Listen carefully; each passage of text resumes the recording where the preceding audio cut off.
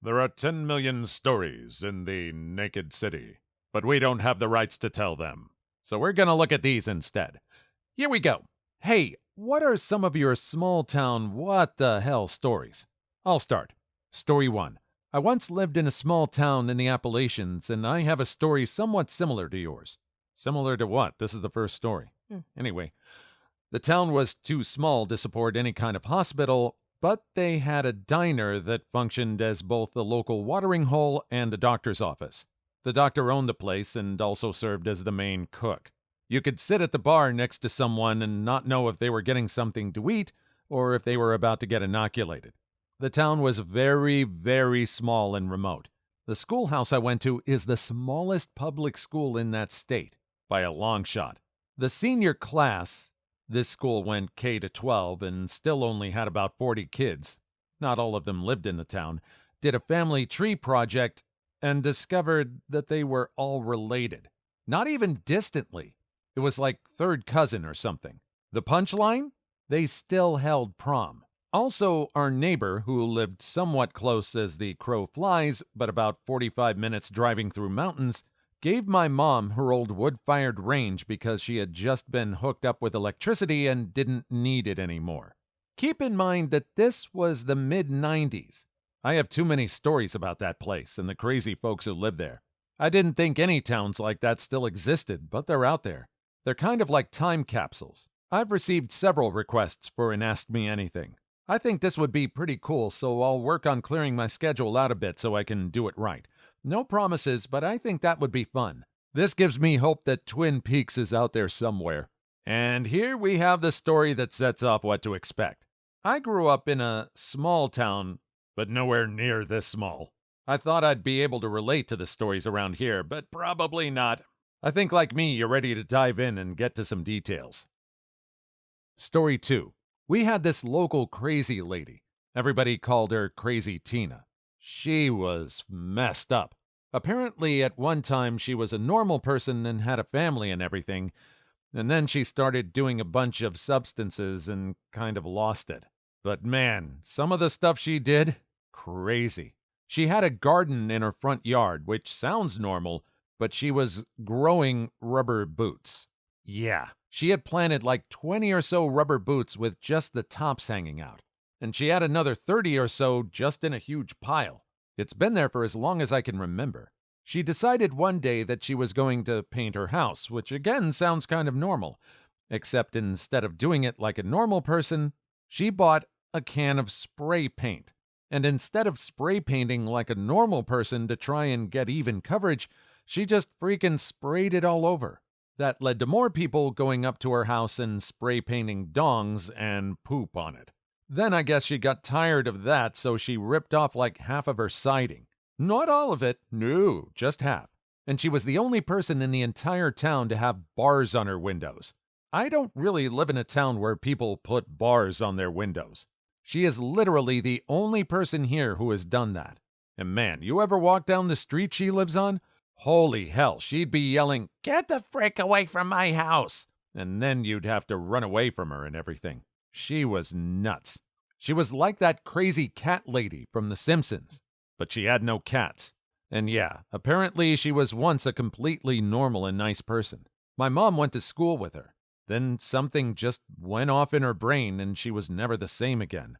And then, knowing that every living creature on this earth perishes alone, she ends up living as a recluse after writing a weird book called The Philosophy of Time Travel. Not sure if that last one was a reference to something. We'll have to look that up later. But wow. You know something, though? I'm still envious of this person. Want to know why? For all the crazy stuff she's done, she owns her own freaking house. I can only aspire to something like that. But she did it right. Be nice and normal, get a house, then you can let loose and go crazy. Story 3. While I was in high school, we had a religion teacher, I went to Catholic school, who was a deacon. The deacon had 2 children who also attended the school. I was a freshman. His daughter was in my class, and his son was in my 2 sisters' class. It was pretty well known that the deacon was sleeping with a student. So well known that the mother of the girl he was sleeping with kicked her daughter out of the house for sleeping with the deacon. So, get this. The girl moved into the deacon's house with his family, wife included. So this was going on for a long time, at least 2 years. There were random stories of them being caught smashing in a classroom after school or something, but no punishment ever came of it. She still lived with the deacon, his kids still went to school with us, he was still our religion teacher. The next day, I was taking a test in math class when the teacher got a note from another teacher. She read it and then told us to stop what we were doing and listen. She told us that the deacon had been found out and the police had attempted to arrest him. He had kidnapped the girl he was sleeping with, everyone knows she went willingly though, and driven to Canada, where the police had surrounded him in a hotel room. Upon seeing no way out and his life over, he jumped from the 4th-story balcony and he was in a coma. He expired a few days later. Now, a religion teacher sleeping with a 15-year-old student and running to Canada and committing self-unaliving is pretty what the hell, but it gets worse.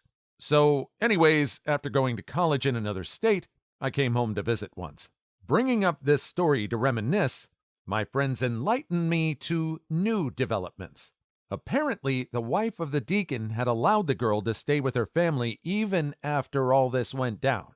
During that time, the deacon's youngest daughter decided she was a lesbian and, wouldn't you know it, started sleeping with the girl her father had committed self-unaliving over. There's a lot more details to the story, but those are the bigger points. Too long didn't read? Deacon religion teacher sleeps with 15-year-old student, gets found out, runs with her to Canada, commits self-unaliving, 15-year-old student ends up in lesbian relationship with deacon's daughter. I promise this is 100% true. There are news articles out there that you can find.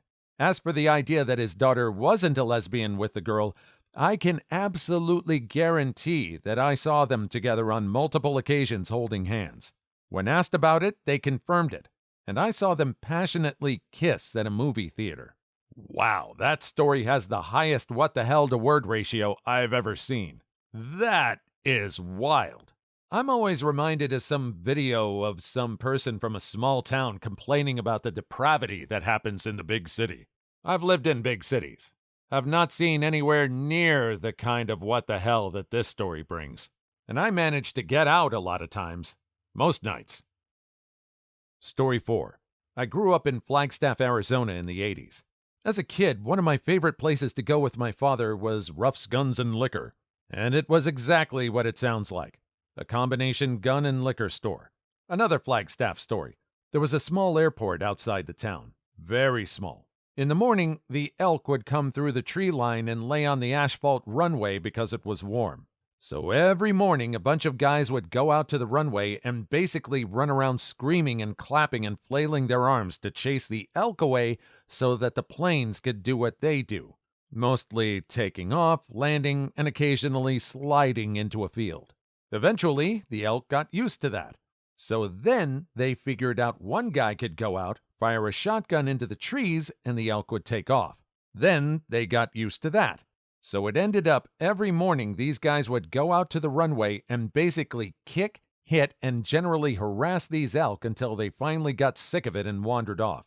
This went on for years until some genius, obviously not a local boy, came along and determined that putting up a frickin' fence might go a long way in alleviating the Flagstaff Pulliam Airport's elk problem. I thought that gun pawn liquor stores were a common thing. Maybe I live in redneck land. Story 5. A couple of years back, I lived in a village with a population of about 2,500. You know, the kind of village where all the young people move away when they're done in school? No? Ah, well. So, anyway, you get left with all these lonely elderly who just need someone to talk to, and so it happened fairly frequently that one of them would suddenly turn to you on the street and start a conversation, something that would have never happened in my hometown. I remember this one time in particular. An old lady with a small white dog grabbed hold of me and my then-girlfriend, cursing, "Those people who break bottles everywhere, creating glass shards that the poor dogs have to walk on." We talked for maybe an hour about nothing in particular, really, but me and my girlfriend sensed there was something important this woman really wanted to get off her chest. There was this short hesitation while she looked my girlfriend in the eyes. A tear rolled down the old woman's cheek as she said, "I'm so sorry. You look so much like my daughter." At which point it was revealed she had had no one to talk to for the whole year after her daughter had been brutally unalived with an axe in front of this woman's grandchildren. Needless to say, I was flabbergasted, and so was my girlfriend. So we stayed there in the blizzard, just talking for as long as we could before our teeth rattled. This was just one occasion, but by far the most memorable since, unaliving. I'm just amazed that people care so little for each other that we have thousands upon thousands of elderlies with absolutely no one to talk to. Everyone should have the opportunity to just vent their thoughts and troubles every once in a while. Story 6. I grew up in a town of about 1,500 people in rural Montana. So much junk. I was the weird kid in my class, and for part of my junior year, I had green hair. I was coming out of the local gas station after obtaining snackage when a random redneck, probably in his mid to late 40s, asked me if the carpet matched the drapes. At the time, I had no idea what he was talking about, so I just laughed awkwardly and got in my car. Later, I realized what he meant and took a very long shower. Also, our mascot was a dogie. For those of you out of the loop, a dogie is a motherless calf. We were the purple motherless calves. Go Dogies! For our homecoming, we would paint purple hoof marks on the main streets of town along our parade route. Oh, and there was a guy who rode his bike around everywhere that everyone called Tennis Shoe Tom. He was a suspected diddler. I don't think he had a job or did anything other than ride his bike around with his aviator sunglasses and 70s pseudo-stash. Too long didn't read? DOGIES. Dogies are the best. Huh? Today I learned a dogie is a real thing and that the phrase is actually get along little dogie and not doggy. Mispronounced, as I always thought. Huh. I thought it was doggy too. I always heard it in cartoons, especially with Yosemite Sam, talking about, I can't get along little dogie. Interesting. I wonder how dogie got the name, and why were they purple? Story 7. I lived in a medium-sized town in North Dakota as a kid. One day in the summer, about 9 months after hunting season, my buddy and I were walking around a man-made pond in our neighborhood. As we were checking out the pond, we noticed a small stick with what looked like a string tied around it floating on the water. Being 12, we naturally had to have that stick. After a few minutes trying to fish it out, we nabbed it and started tugging. Something kind of heavy was attached to the string, so we kept pulling out of curiosity. Within seconds, we had it and pulled up a semi-decomposed buckhead, with the antlers still attached. The fur had fallen away, so all we saw was bloated, discolored flesh and no eyes. My buddy and I shared a look over what we'd found, neither having a clue how the heck it had gotten there. We poked at it with sticks, as 12-year-old males do, for a while, then got bored and left. The next day, we came back with more friends to examine our find. The stick and head were gone. The reason the buckhead was tied to the rope and put in the water was to let the flesh decompose. Hunters will do this to keep their trophy in a European-style mount. Story 8. My rural Washington state town was one of those little pockets of bigotry that people forget exist in the Northwest.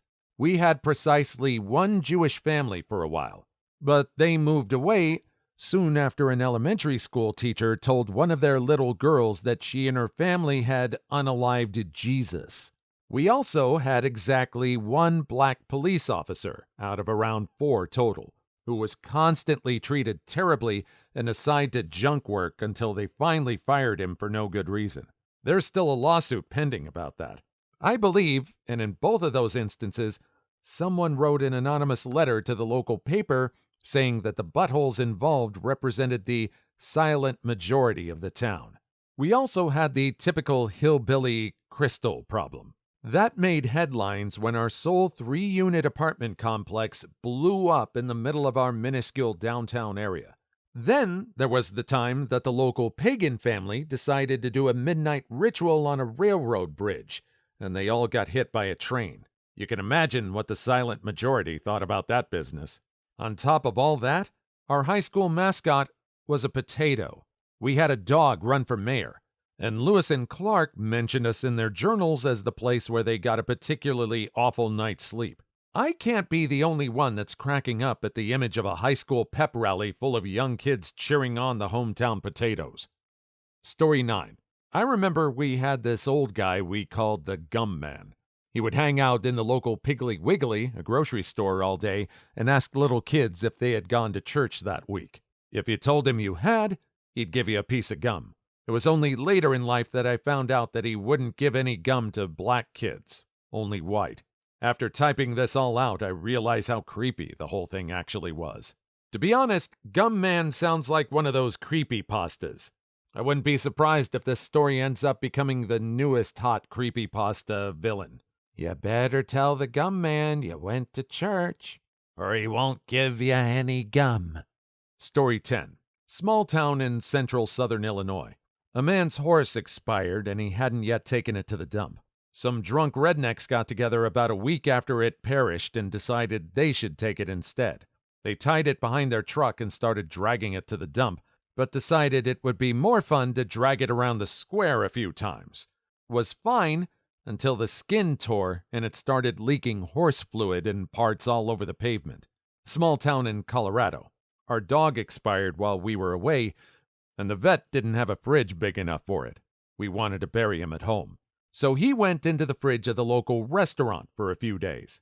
Dad says it was really hard to dig the hole because the dog was near frozen with his legs all sticking straight out and he had to make it bigger than usual. Story 11. My hometown has an endless supply of these stories. Every spring, my hometown has a livestock festival, a week-long celebration of livestock. One lucky high school girl is crowned the livestock queen and presides over the festivities. A prestigious position, to be sure. During the Livestock Week, tickets are sold to an event called Cow Patty Bingo, in which an indoor showroom is divided into over 100 small squares, and a cow is released onto the floor. If you are lucky enough to have the cow poop in the square you had chosen, you, my friend, are a winner. My high school tried that. The cheerleaders chased it all over the place. It was so frightened of the 30-odd random screaming girls, it attacked one and then promptly busted down the gates and fled. This was the last time my high school tried that. Story 12. I was offered $50 to cast a curse on NASCAR. I have to comment on this one. I have so many questions. Which racer did they want to curse? Was it due to gambling? Was this witch a NASCAR fan as well?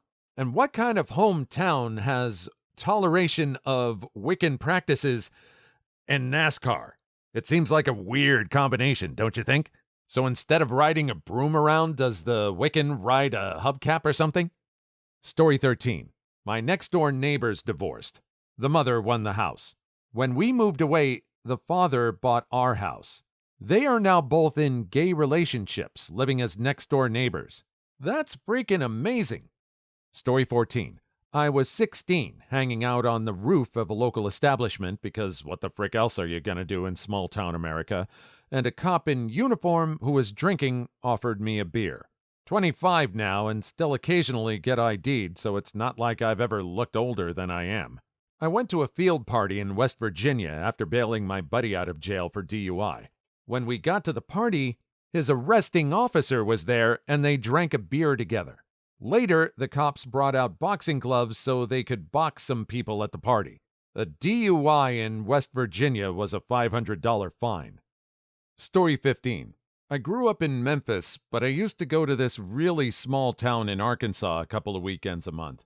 I got a bowl cut with an actual bowl on my head by a barber with 3 fingers on one hand. It's Mountain View, Arkansas. It was 15 years ago, so I don't remember their name. I don't think you need a name to find a 3-fingered barber. Also, why did you get the bowl cut? Were you getting harassed for looking too much like a tourist when you visited the town? And you were trying to blend in? And did this barber lose his fingers due to a barber accident? There's got to be a real interesting story behind the haircut that did that. Story 16. I live in a small town. We have a saying. You don't lose your girlfriend. You lose your turn. Cue banjo. Story 17. My neighbor was known to bring in junkies, and one of them was an H addict. Well, this guy disappeared, and after about 3 weeks, a smell started coming from one of my neighbor's numerous camp trailers in his yard. They checked it out, and the dude was unalive in there.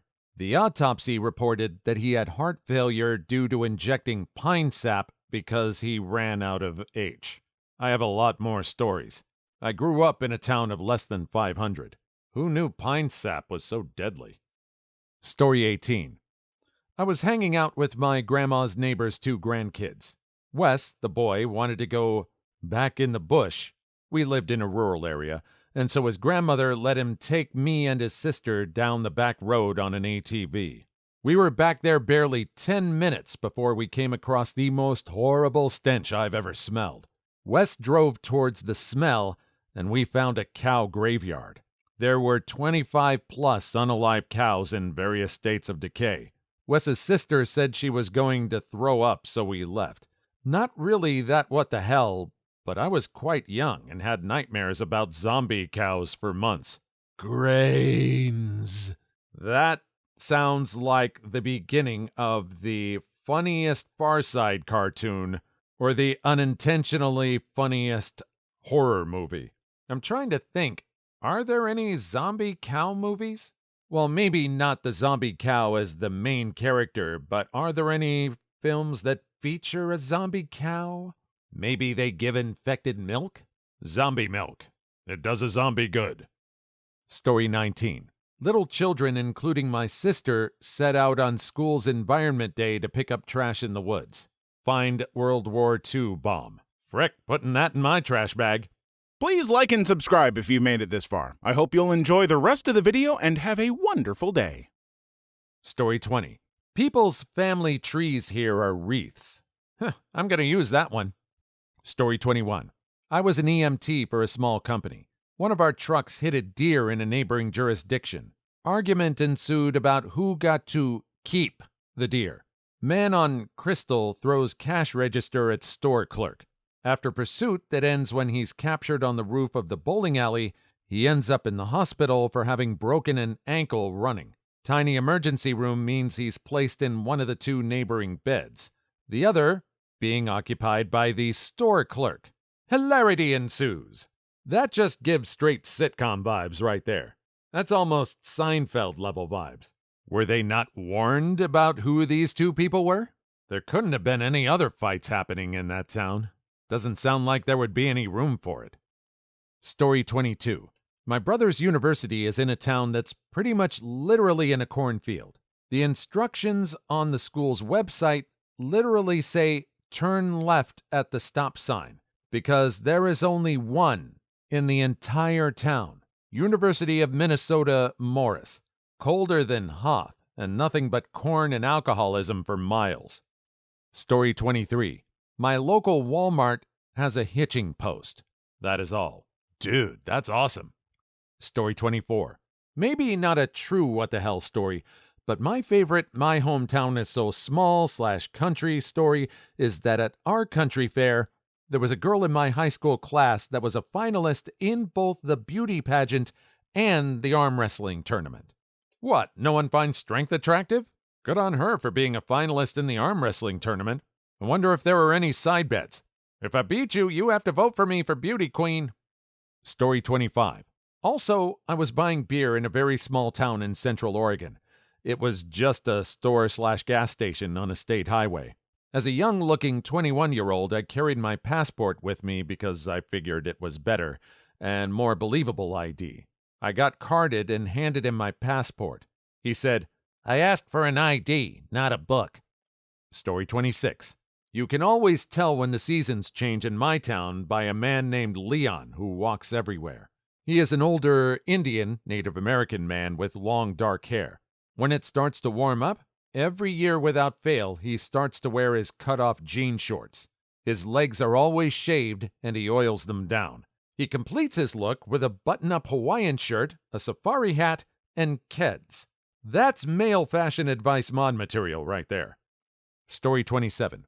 An oldish lady, I'd say around 50s, who was clearly 2 sandwiches short of a picnic, used to walk round the town all day, every day, with her dog and just muttering things to herself. Her dog expired whilst she was walking it, but she didn't notice and spent most of that day dragging a dog around the village until someone felt the need to mention it. Pretty sad. Also, I never saw her again much after that. That dog isn't alive. No, just resting. This pup is not pining, he's passed on. It's a stiff. Bereft of life, it rests in peace. If you hadn't put a collar on him, he'd be pushing up the daisies. This is an ex-pup. Story 28. High school classmate brought to school a decaying human skull he found on his farm. He wasn't sure what it was. It came from a man who had been unalived in the winter, then stuffed into a drainage tube on this guy's farm. When spring came, thawing snow and rain washed the remains out into the clearing where he found the skull. Story 29. I got a parking ticket for $5 for blocking a sidewalk. When I didn't pay it in time, they added on a $2 late fee. In Jefferson City, Montana, the tickets are $3. Lobbyists visiting from bigger cities are said to skip on paying the meter and frame the tickets in their offices. Story 30. I briefly dated a girl in high school that started boning her ex-stepdad and later married him. This guy is 25 years older than her and has a daughter with her mother. So in the end, she became her sister's stepmother. Thank God I got out of that relationship early and that poophole town. Uncle Daddy! Uncle Daddy! Now I know why certain corn sites have a popular stepfamily category. That is just too much. I bet if I searched right now, I would see someone in a video calling someone Uncle Daddy. Also, wasn't there a show on Cartoon Network called Uncle Grandpa? That name doesn't seem so far-fetched now. Story 31. Back in high school, the week of homecoming, there was a bonfire on the night before the big varsity game after the junior varsity game ended. A scarecrow of a player of the opposing team had been hacked together and placed on top of the bonfire before it was lit. Of course, once the bonfire was lit, the jersey of the Scarecrow burned pretty quickly. Also, as a show of team spirit, the whole football team had shaved their heads that year. So when the opposing JV team came out to load back onto their bus, their mostly black team got to walk past our mostly white crowd and team, including what appeared to be a herd of skinheads surrounding a burning cross that had been under the Scarecrow's already burned jersey, yelling, cheering, and chanting, "Purple and white power." Story 32. I worked on an archaeology crew at a dig outside of a small town. 4 of us went into a fast food place, and everyone watched us from the time we came in until we left. One woman actually grabbed her child as we walked out. When we got to the parking lot, I suddenly started laughing so hard there were tears in my eyes. The guys looked at me like I had lost my mind. I was finally able to explain myself. I told them I thought the reason why everyone reacted that way to us was because we looked like the beginning to a bad joke. A biker, 2 hippies, and a one-eyed Korean walk into a restaurant. Awesome. But this is a serious thing in small towns. I visit my dad's hometown every once in a while, and people do not stop staring just because they don't know who you are. It's just weird, especially coming from a pretty big city. Story 33. Local small tourist town planted some nice little trees around the visitor center downtown.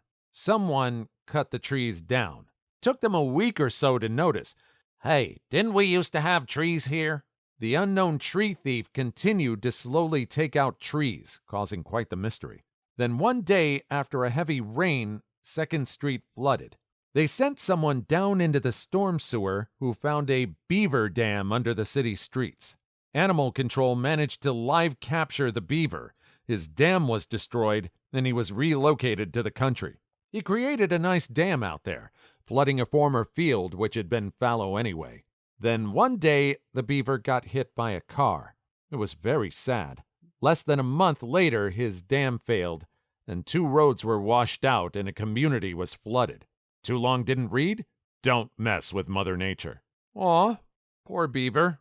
At the same time, this beaver was just a menace to this town.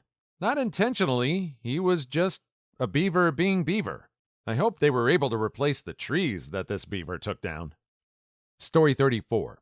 I once saw a man talk to a quarter wheel of cheese, Cheddar, for about 8 hours. Arguments, deep conversations, and confessions were had. And sometimes I could have sworn I heard the cheese talk back. My concern is to why you were watching him for 8 hours. Story 35. A heart can't be that different from an internal combustion engine. Just drink a quart of motor oil and call me in the morning. Story 36. I grew up in a small tourist town in Oregon, population 910, and my friends and I would go streaking late at night all the time in high school. One night there was about 10 of us out, 9 of which were white and only 1 Mexican. A car approached going about 20 miles per hour and we were contemplating running in front of it, but it was a little too risky. At the last minute, our Mexican friend streaked in front of the car, basically jumped up on the hood to avoid getting run over, and continued running across the street. The car came to a complete stop. We could all see that it was an elderly couple with a group of 9 naked white men standing to their right and 1 naked Mexican running for his life. I like to think that they consider my hometown the place where they witnessed an attempted gang debauchery. Story 37. Bunch of dudes in my town decided to pose as DEA agents and start raiding substance houses to steal all their money and substances. Ended up robbing a house that was actually under surveillance by the feds. Whoops! Busted! Story 38. Has anyone ever been to Everglade City in Florida? I went there while I was on holiday once, and almost everyone I encountered had a squint. Everglade City is straight up scary. They were a hub for the substance trade since traffickers built makeshift airports in the Glades. Story 39. In 45 minutes, Westboro Baptist Church is going to be picketing my old high school because it's gay-infested and pervert-run. 3 cheers for being a pervert-run. Hip hip! Story 40. In our neighboring village, we have a couple which became grandparents at the age of 25-26. Yep. Their kids were as fast as they were. Story 41.